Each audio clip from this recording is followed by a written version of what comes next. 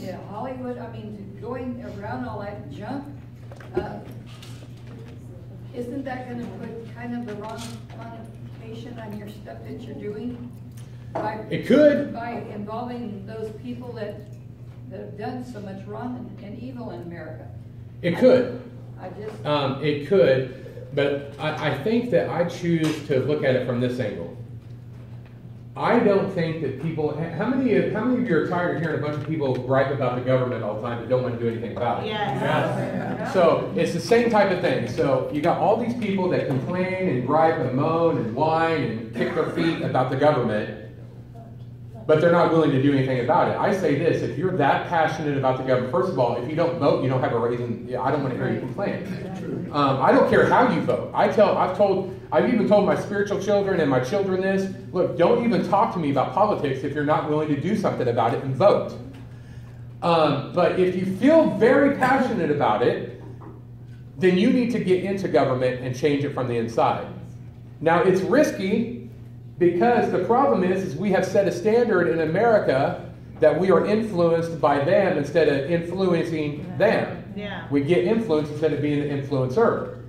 Same thing in government, same thing in Hollywood. Is people come to Hollywood as a Christian and they leave a pagan. Mm-hmm. You know, you see it with Katy Perry. Katy Perry was a worship leader. Mm-hmm. Loved the Lord. She got sucked in by the industry. And now she's doing things like eating dead babies.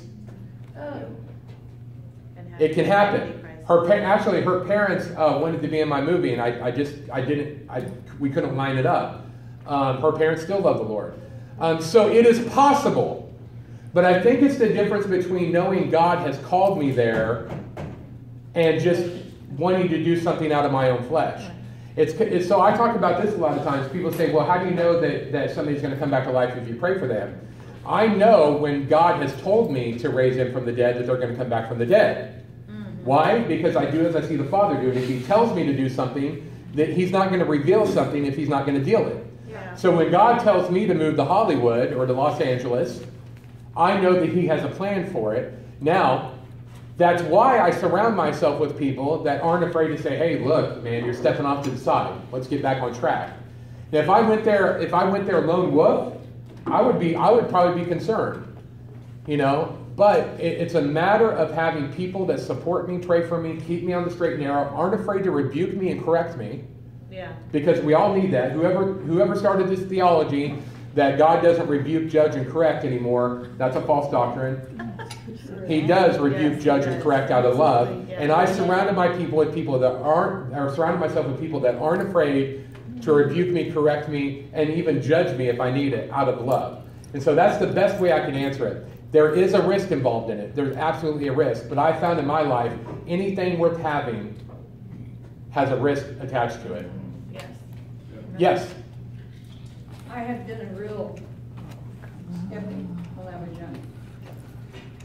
And I had gone to churches all over in California, where I lived at different places, to try to come to the Lord and know Him. I wanted Him. And I just loved Him. And they would preach so eloquently that I couldn't understand them. But I found one thing. I don't care what they say, it's what they do that makes a big statement. Well, it's the presence of God in them when they're talking. Yeah. The anointing of God, the presence of God.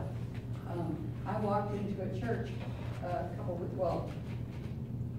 last week, the one you named, David, and I walked in, and I got maybe 2 feet, and I could feel the Holy Spirit on me and in me, and I was just drunk in the Spirit.